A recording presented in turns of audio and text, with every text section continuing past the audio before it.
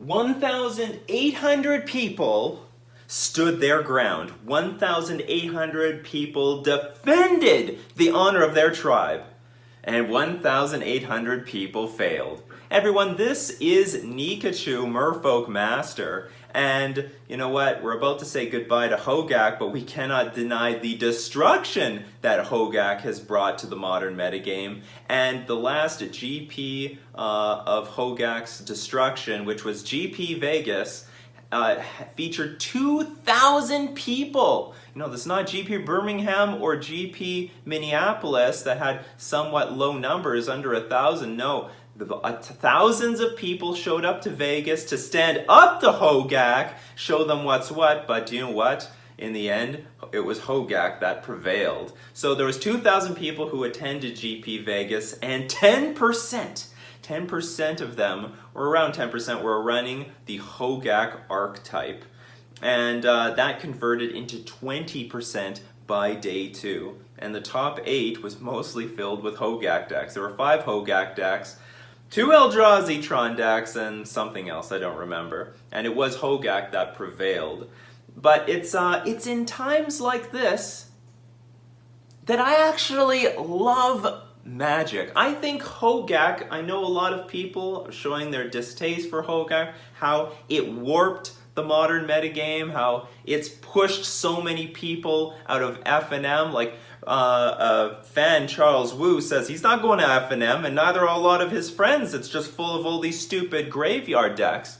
But you know what? Modern gets stale once in a while, and we need something to shake Modern up really big. And it's not like everyone gravitated to Hogaak after that. People stood their ground with their archetype, and they said, we're going to beat you, Hogaak. We've got a plan, and we're going to try to execute it. And in this case, it was a lot like Eldrazi Winter, where basically everyone tried and failed. But it is a time where people have to strongly reevaluate how they're playing Magic, how they approach Modern.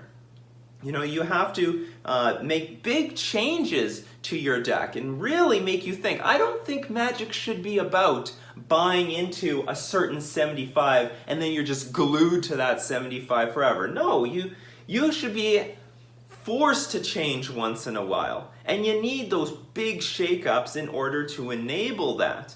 I remember back in the Treasure Cruise era where everyone was playing Blue-Red Delver and Burn, and you need to make the necessary adjustments to take advantage of that metagame. So like Chalice the Void was probably one of the more popular, stronger cards, and Birthing Pod started. Birthing Pod originally was getting crushed in the Treasure Cruise era. What is Birthing Pod going to do? Sam Pardee, who was the Birthing Pod master at the time, he was like, I don't know what to do with Birthing Pod. I don't even think the thing is playable anymore. And then all of a sudden, as time goes on, people realize that Siege Rhino, that's right, this weird, clunky, 4-mana Lightning Helix that comes into play, 4/5 Trampler, that was the answer to the Birthing Pod problem during the Treasure Cruise era, where there was a lot of burn decks and Delver decks trying to chip away a lot of damage at you. This 4/5 trampling Rhino hits the battlefield, and then all of a sudden the tables have turned. And then Birthing Pod started to rise back to the top ranks, to the point where it eventually got banned. They realized, okay, well, Birthing Pod can just tutor out anything, and it's going to get worse before it gets better, so let's axe Birthing Pod before it gets any worse. So those are the really interesting innovations that can happen out of any particular archetype that are necessary when these very powerful cards get printed and shake up the format. And I like it when it gets shaken up. I like the challenge. If you're not adjusting your 75 at a time of crisis, then you are absolutely doing something wrong. You got it. This is like a warning to everybody. When things change, you have to change with them. It's simple. It's as simple as that. You can't rely on the same old trusty cards like you used to, because the circumstances aren't the same. Those cards aren't going to interact with the new metagame like it did before. So it makes cards like Hogaak really make you reevaluate your deck in Modern. And there was also a time of Eldrazi Winter. Eldrazi Winter came by, and you had to reevaluate again, what are the best cards? How do you defeat all these stupid fast creatures? And unfortunately, there wasn't any really good solution at that time. At least during the Treasure Cruise era, there was a lot of room for adjustment, including me. I played Chalice of the Void at that time, and Chalice of the Void was super strong in that metagame. And of course, the Birthing Pod had their own adjustments. And if you were brave enough to still play Twin had their own adjustments. But the Eldrazi Winter thing was very similar to the Hogaak situation today, where you can make all the adjustments and you can improve the deck as you want, like a little bit here and there, but really head on against the best Hogaak player playing the best Hogaak deck. It doesn't seem to be enough, because Hogaak just filled up the top 8s of GP Minneapolis, GP Birmingham, and then finally GP Vegas. It's just the top 8's just full of Hogaak. Every single day 2 had 20% representation for Hogaak. And that's not even including the Dredge variants, where Dredge was also splashing Hogaak. So I mean, if you include that, it could be close to like 24% metagame share for Hogaak decks. That's nuts. Like around one quarter of the field on day 2 is running a Hogaak somewhere in there. But Modern sometimes needs a shakeup. And maybe this one felt a little painful. Usually when there's a shakeup in the past, it's because Modern is literally stale. Nothing is happening. Nothing's happened at all. You know, Modern's getting boring here, people. We need unbans. Unban Stoneforge Mystic. Why aren't you unbanning Stoneforge Mystic? Now's the time to unban Stoneforge Mystic. Announcement comes out. Nothing unbanned. Oh, we need something. That something sometimes is Hogaak. But in this case, I think people are really frustrated right now with Modern because we already had the shakeup, right? We had a huge shakeup with War of the Spark.